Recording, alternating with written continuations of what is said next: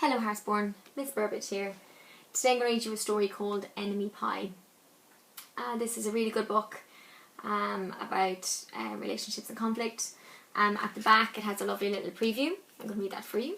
And it says, this is a very clever tale with an effective message about how to handle relationships and conflict, which I agree. And we see here on the illustration it says, for my best enemy, which I think it is food for thought. Right, it is quite a long story, so bear with me. It should have been a perfect summer. My dad helped me build a treehouse in our backyard. My sister was at a camp for 3 whole weeks. And I was on the best baseball team in town. And it should have been a perfect summer, but it wasn't.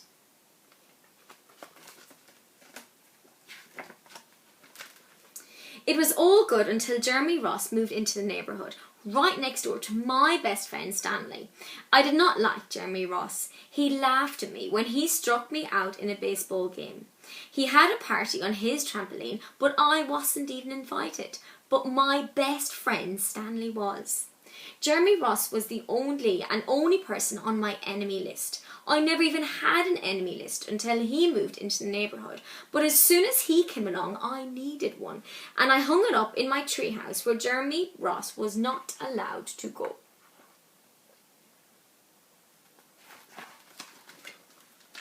Dad understood stuff like enemies. He told me that when he was my age, he had enemies too. But he knew a way of how to get rid of them. And I asked him to tell me how. Tell you how? I'll show you how, he said. And he pulled a really old recipe book off the kitchen shelf. And inside there's a worn out scrap of paper with faded writing. Dad held it up to me and he squinted at it. Enemy pie, he said. Satisfied. Interesting. You may be wondering what exactly is in enemy pie. I was wondering too, but Dad said the recipe was so secret he couldn't even tell me. I decided it must be magic, and I begged him to tell me something, tell me anything. I will tell you this, he said. Enemy pie is the fastest known way to get rid of enemies.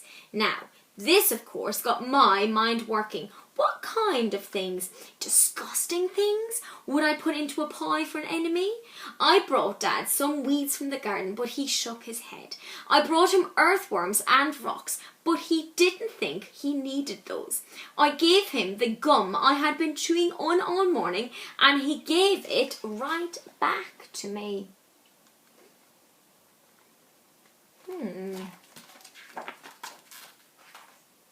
I went outside to play alone, and I shot baskets until the ball got stuck on the roof, and I threw a boomerang that never came back to me.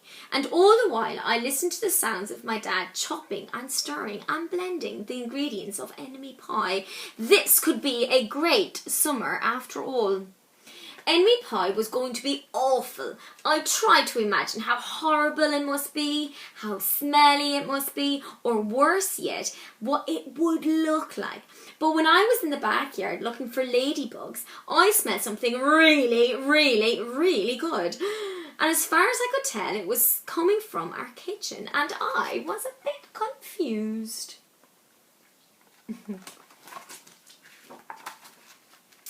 I went in to ask Dad what was wrong. Enemy pie shouldn't be smelling anything like this. But Dad was smart. If enemy pie smelled bad, your enemy would never eat it, he said. I could tell he'd made enemy pie before. The buzzer rang and Dad put on the oven mitts and pulled the pie out of the oven, and it looked like plain old pie. It looked so good to eat, and I was catching on. But still, I wasn't really sure how this enemy pie worked. What exactly did it do to enemies? Maybe it made their hair fall out or their breath really stinky. Maybe it made bullies cry. I asked Dad, but he was no help. He wouldn't tell me a single thing. But I saw the pie and I thought it looked really good. But while the pie cooled, he filled me in on my job. What could his job entail? He talked quietly. There is no part of enemy pie that I can't do. In order it to work, you need to spend a day with your enemy. And even worse, you have to be really nice to him. It's not going to be easy. And that's the only way enemy pie can work. Are you sure you want to go through with this? Of course I was. It sounded horrible. It was scary, but it was worth a try. And all I had to do was spend one day with Jeremy Ross, and then he'd be out of my hair for the rest of my life. So I rode my bike to his house and I knocked on the door.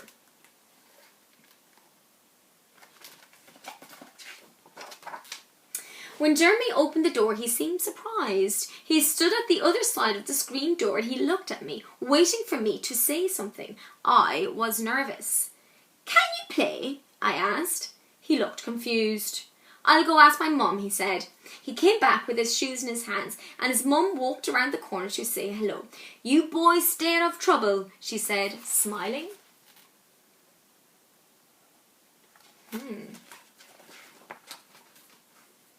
We rode bikes for a while and played on the trampoline, and then we made some water balloons and threw them at the neighbours' girls, but we missed.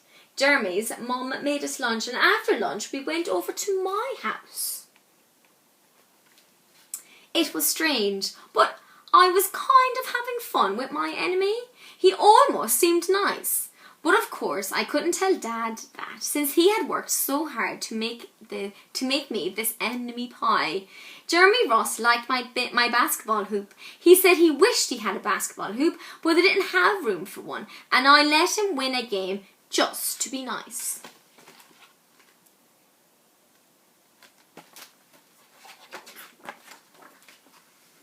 Jeremy Ross knew how to throw a boomerang. He threw it and it came right back to him. And I threw it and went over my house and into the backyard.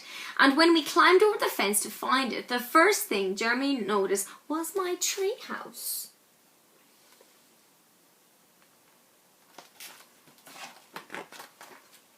My treehouse was my treehouse. I was the boss. If my sister wanted in, I didn't have to let her in. If my dad wanted in, I didn't have to let him in. And if Jeremy wanted in... Can we go in it, he asked. I knew he was going to ask me that, but he was the top person allowed in my tree. And enemies are not allowed in my tree. But he did teach me how to throw a boomerang, and he did have me over for lunch, and he did let me play in his trampoline, and he wasn't being a very good enemy. Okay, I said, but hold on. I climbed up ahead of him and tore the enemy list off the wall, and I had a checkerboard and some cards in the treehouse, and we played games until my dad called us down for dinner. We pretended we didn't hear him, and when he came out to get us, he tried to hide from him, but somehow he found us.